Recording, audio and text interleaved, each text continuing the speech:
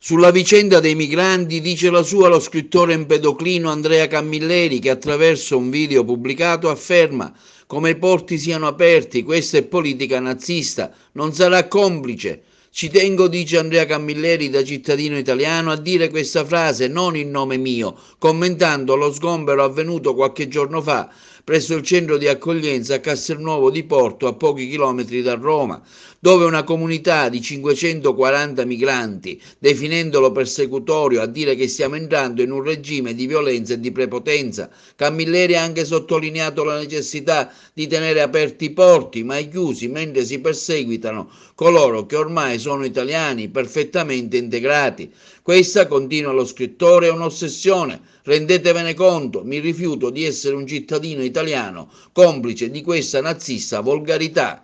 Ci tengo, quale cittadino italiano, a dire questa frase, non in nome mio.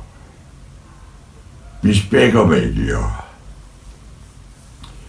Lo sgombero avvenuto a Castelnuovo di Porto di una comunità di 540 migranti che erano riusciti perfettamente a integrarsi nella società italiana, con i bambini che da 2 anni frequentavano le scuole italiane, con gente che lavorava e pagava le tasse in Italia.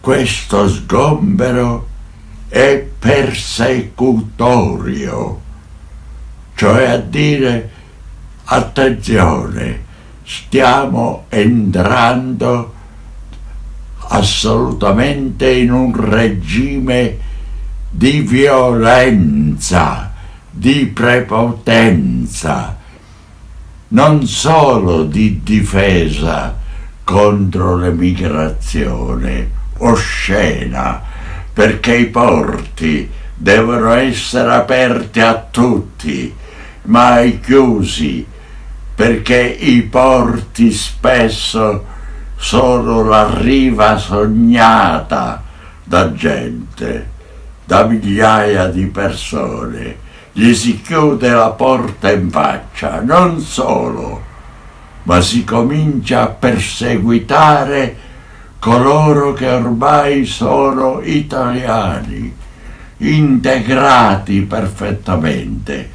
Questa è un'ossessione, rendetevene conto, non in nome mio. Io mi rifiuto di essere un cittadino italiano complice di questa nazista volgarità.